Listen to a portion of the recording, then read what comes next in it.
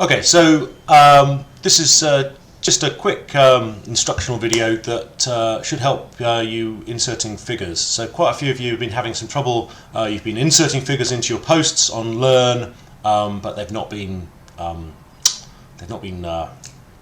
showing up when I view them. And the reason for that is the way that that Learn kind of deals with images in a very bad way.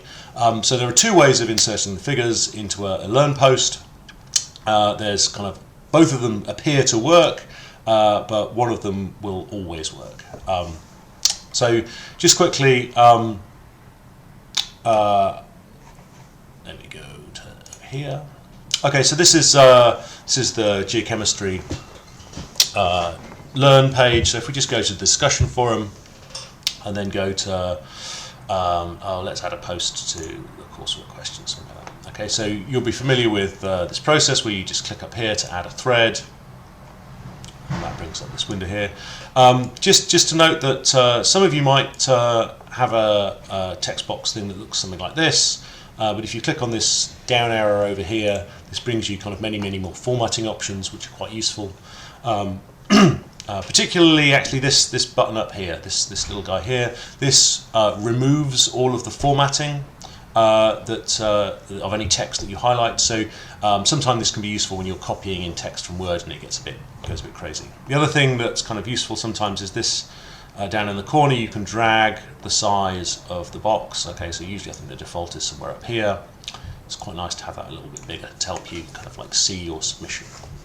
Okay, so first of all, ways of inserting pictures. Okay, so if we just go to Google and we just do some searching, Jeff, spell Jeff Bromley, Jeff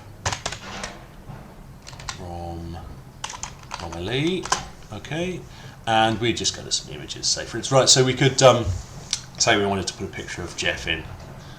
We could go and get this picture here from Jeff's Twitter account, which you can all sign up and follow Jeff on Twitter if you so choose.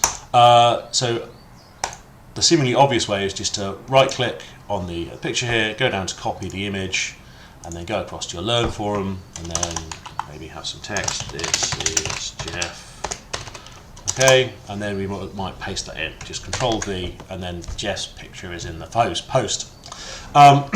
So that kind of looks like it works, but sometimes when someone else views your post, that picture doesn't appear. You just get this kind of little blue box, which is totally useless. And I think the reason for this is the way that Learn stores images, in that there's a content collection of kind of like files and whatnot, which are local to your account. Okay, and that is things that get copied in like this, but to kind of make things available to everybody, then you have to actually insert the figure properly. So I'll just delete Jeff, because nobody needs that. So if we just go back to Jeff's picture, instead of copying it, if we just go to save image as here, okay, then this gives us this option to save the image somewhere on our computer. I'll just pick the desktop. Okay, and we will, is that the desktop? Yeah, that's probably the desktop. And we'll call this Jeff. Okay, Jeff JPEG. Okay, save that image. Jeff exists. Yes, I've tried this before. I don't have lots and lots of images of Jeff on my desktop just for weird reasons. Okay, so now I've got a copy of that file. I'll go to the post now, and instead of copying and pasting in, if I go down here to this little picture symbol down here, that brings up this window here, which I can then browse my computer. Okay, don't bother browsing the content collection. There's all kinds of stuff in there you don't want. Then you can just click on the file of Jeff from the desktop or from wherever you've saved it on the computer. And then it's good practice to give the Jeff's face. That's, I mean, basically just a description of what the image is. In case it somehow gets corrupted, we always have just a description of what should be there.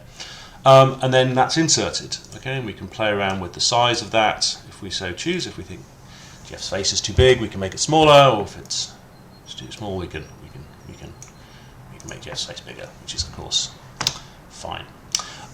Okay, so that's inserting images, and there's just one more thing I wanted to show you guys.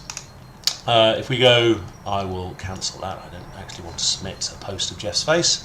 If we go to the discussion forum, so quite a lot of you have been submitting your posts for the coursework in here, and I'll just show you one thing that you might not have twigged onto yet, is that you've been clicking on this create thread to submit your work, but if you click over here on grading information, okay, it'll show your post over here on the left, and this is just one that I've put in just to test that the system is working. So this is not a particularly good example. It only has one line, but it does have some pictures in it. Importantly, you should, if you've inserted some pictures, it's a good idea to have a little caption to describe what that picture is and the source of where you got that picture from.